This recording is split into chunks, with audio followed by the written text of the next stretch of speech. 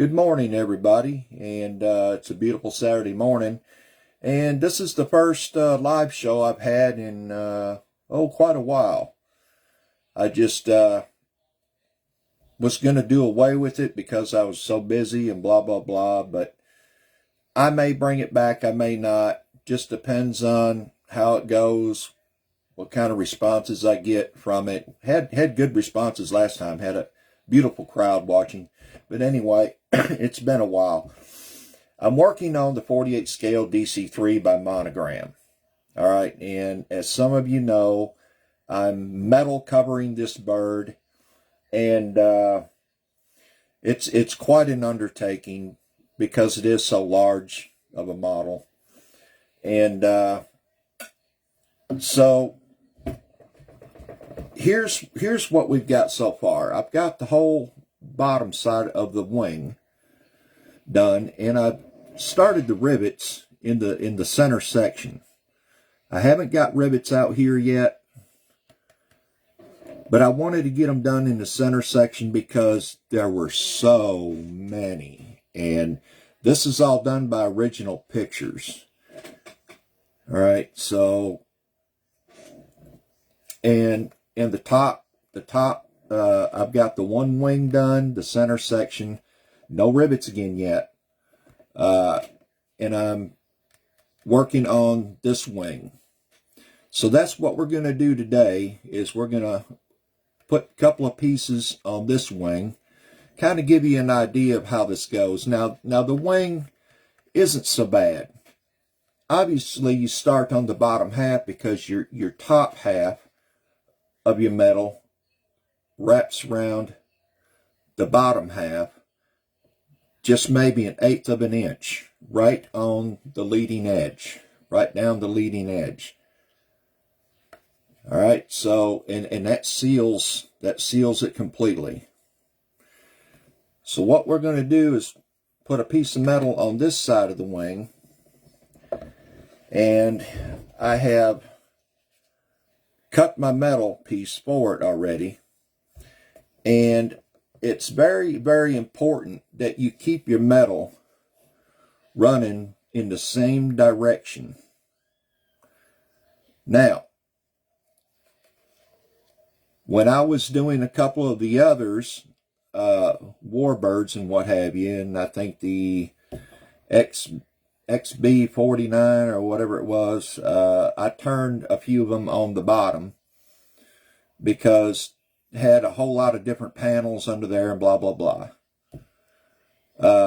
You can turn them and get a little bit of a look, turn them 90 degrees, 180, whatever look you're looking for. But with this Eastern Airlines bird, I'm keeping them all run the same way. So I'm keeping them running front to back on the tape. Hello, Stephen. How are you this morning? So I'm going to put you down here so you can kind of get a look at what I'm doing. And hopefully you'll be able to see what I'm doing here. Now, here's where my tape, I pre-measured my tape to fit the wing.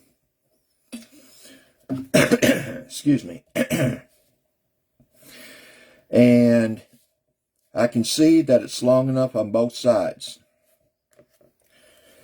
So now what I want to do is I'm going to start peeling from this corner that has the most on it, that ain't going to be used. Keeping in mind which direction my metal is going. You don't want to mix it up. And I'm shaking like a leaf on a tree again. Okay. Try not to get your fingers in the tape as much as possible. Now I'm going to start here at the trailing edge, and I'm going to line this up.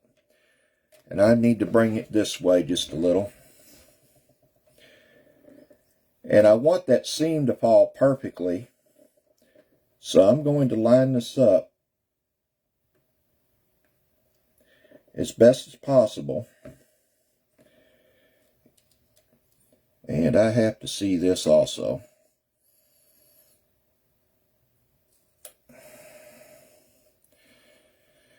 and use my finger to smooth it all the way down. And then I'm going to use my finger and smooth it across this way. And then this way, and just keep smoothing it out.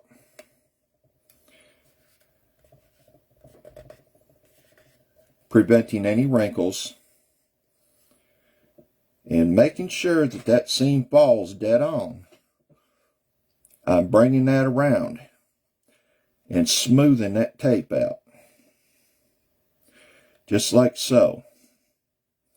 With my finger or thumb. And then I'm going to take and just rub it down on that leading edge. Like this right here.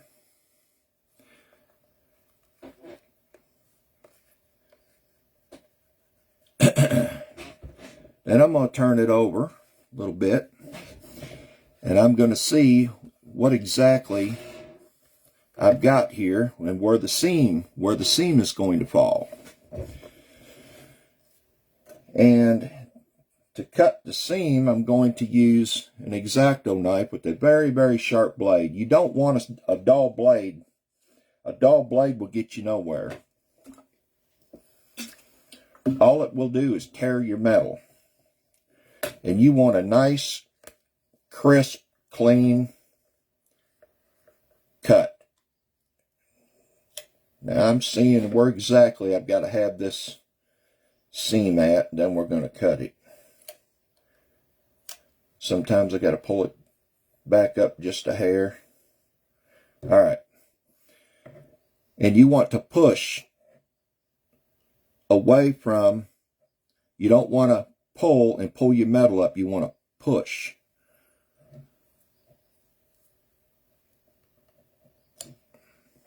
Just making sure I got it where I want it.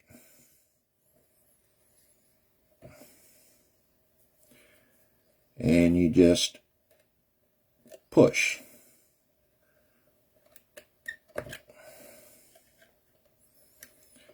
And take it all the way down that wing.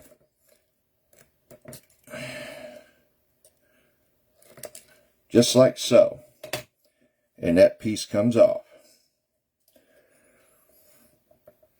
Then I'll kind of smooth it down with my fingers. Make sure that seam fell right on the leading edge where it's supposed to. And now what I'm going to do is you'll have glue boogers. So the best way to get the glue boogers off is to use your flat toothpick. And it's got to be very, very smooth. Very smooth. And just work that metal. Again, pushing away from the edge like so. And work that edge of that metal down smooth. And all that glue will come out.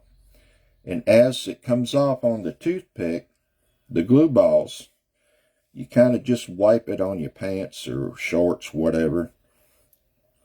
If you try to wipe it on a napkin or something, it'll just end up sticking to it and you got a bigger mess.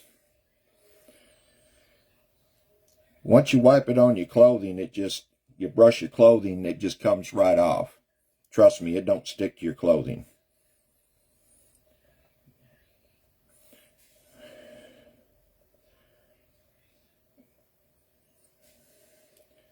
I just ate breakfast, that's why I'm shaking so dang much. There's a pretty good sized glue ball right there. Come on. There we go.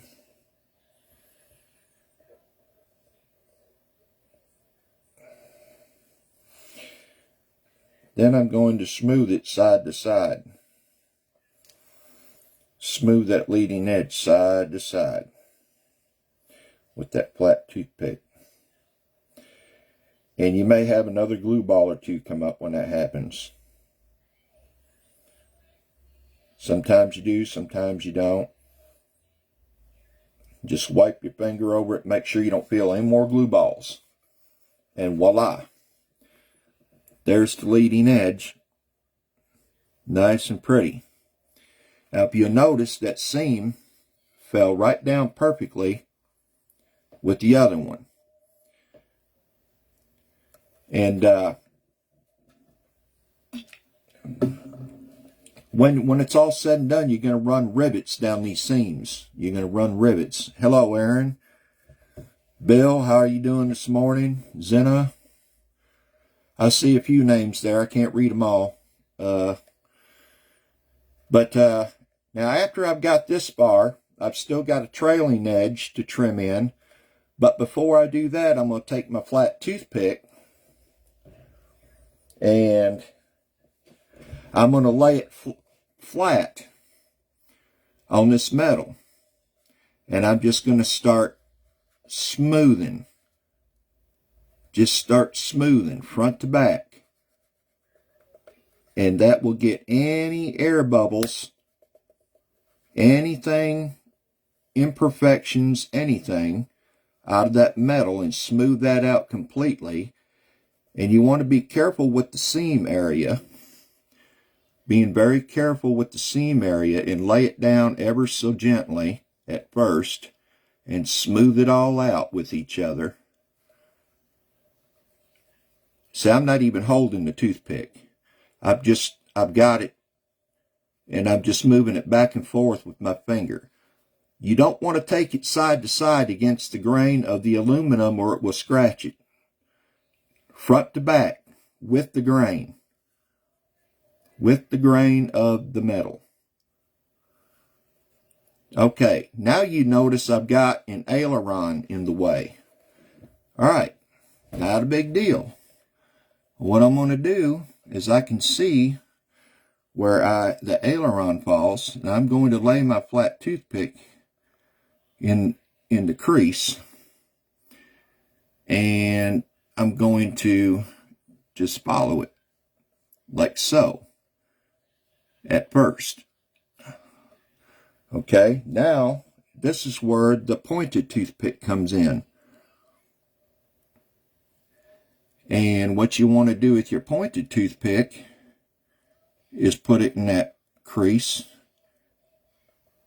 and being very careful, just lay it down in there and drag it along that crease. Just like so. So now what you're seeing is that. Now I've still got another line here. Well, this metal is real shiny, so it may blind you at times. I'm trying not to. Now I need to turn it around this way so I can see what I'm doing. So just bear with me.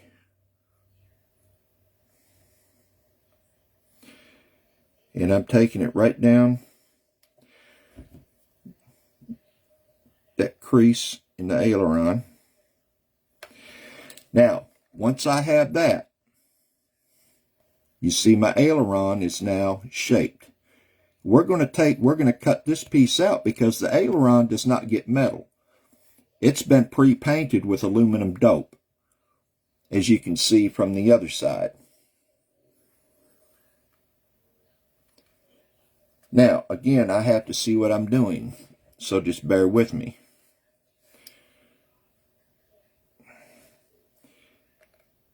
Put your X-Acto knife right in that crease and just follow that crease all the way down. And again, it needs to be a sharp blade, otherwise you'll just tear your metal.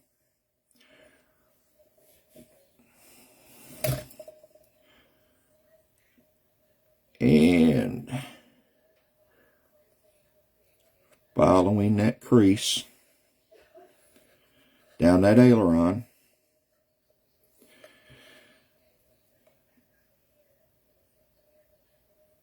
making sure I got the corner real good. Now we're going to start lifting this up.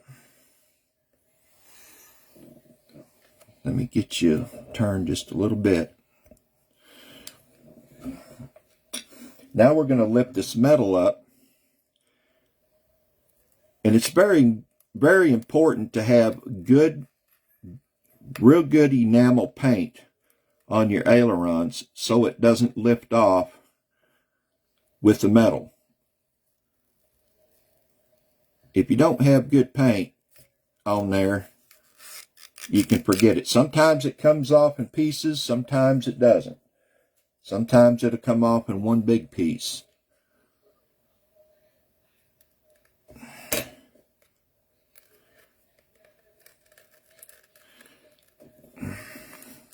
Try to give you a look here at what this looks like. And just take it ever so slowly. Ever so slowly. And voila. Okay, so this is our look now. See, all perfectly trimmed in now. Now, the last thing you got to do with that area is take your round pointy toothpick again, lay it down in there in that crease again, and just make sure that metal is seated. And I'm going to do that right now. I'm just running that toothpick in there, make sure that metal is seated down in there.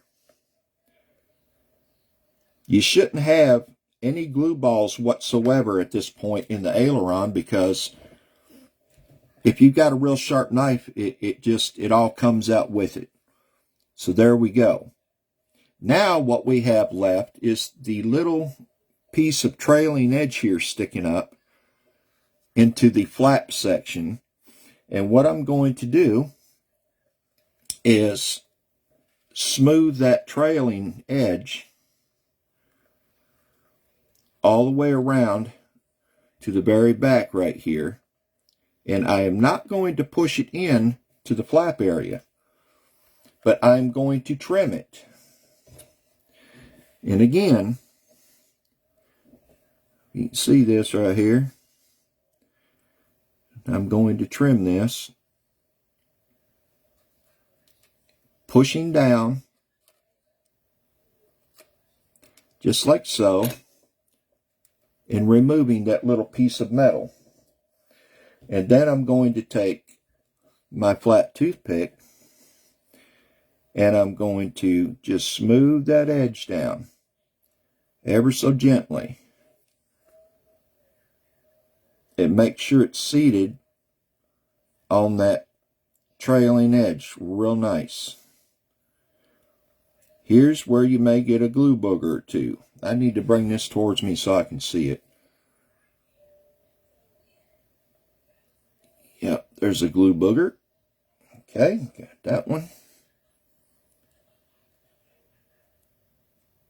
There's another one. All right, and that's it. So now we've installed another piece on there, which just leaves 1, 2 more pieces, and then the tip piece which you go on last. Now, before you go laying metal on your model, you need to figure out and measure, and I've got all this in my videos on YouTube. So I'm not going to sit here and explain it to you because it's a lengthy conversation. If you go to my YouTube channel and check out all my metal videos, you'll see what I'm talking about. But just an idea, you want to check out original pictures of your aircraft first. And you want to see where all the rivet seams lay on the wing. Or the fuselage, if you're doing the fuselage. And plan your tape pieces accordingly on where they fall. Yes, sometimes you got to cut them down a little bit to get them to fall where they're supposed to be, and blah, blah, blah. These ones fall where they're supposed to be. And if you notice, if you look at my seams, the top, if I roll it around, matches up with the bottom. See, again here, there's the bottom, roll it around to the top, matches with the top. And again, here, seam, seam. They all match up perfectly. That's what I'm talking about. All right. The wing is an easy job. Engine nacelles are not so easy. It takes experience, know-how, planning, know what you're doing. Okay? Like this engine nacelle on the top here is 3 different pieces. Let me see if I can get you to see this. All right. Piece number 1, this center piece going right down the center, that little thin strip. If you look at the original aircraft, that is on it. Now, if I'd have tried to get this all in one piece, it would have crinkled up through here and blah, blah, blah. It just would have been a mess. So I put that center strip in right here and then put this piece on and then moved over to this side and put this piece on. And it wraps, see these pieces wrap all the way around to right here, to the midpoint of the leading edge. And then your bottom is the same way. However, being the bottom had a big landing gear portion cut out, this is all one piece. That is all one piece. Yeah, it took some work, but it's absolutely gorgeous. So, just a little, showing you what I'm doing this morning, or have been the past couple of weeks. And I haven't even touched the fuselage yet. I'll be doing the fuselage after I get the wings done. And I'll have the wings all riveted and ready to go onto the fuselage. So the wing portion will be done before I even touch the fuselage here. Okay? But you see I've cut the rudder out. And so I'm going to cock the rudder over just a hair. And I've already got the points on there for it. And this is going to be well in depth also. But I've got all kinds of original pictures.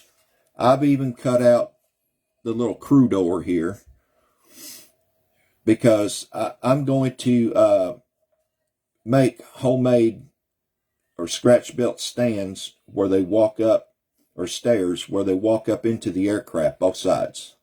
Actually, I think this rear one comes with it, but there isn't one for the front. I'll have to do this one. And it's going to be rather nice. So, and if you notice, the windscreen doesn't go in until after all the metal work is done. All right. The windows, there was no choice but to put those in. So when I put the metal on this, I got to be damn careful not to scratch my windows. Real careful. And by the way, those windows are glued in very, very well, so they won't push out, if you know what I mean. So, this is what I'm up against. Here's the rudder, by the way. It's all ready to be painted. Again, this is canvas. This gets aluminum dope, not metal. And the little crew doors over there too. So just a quick little 30-minute deal here to show you what I'm doing. I hope you all had a great time this morning. I hope you guys have a beautiful weekend. So we'll see you another time. Maybe we'll keep doing this live show weekly or every other week. We'll see. And so long for now. Thanks for tuning in. Bye now.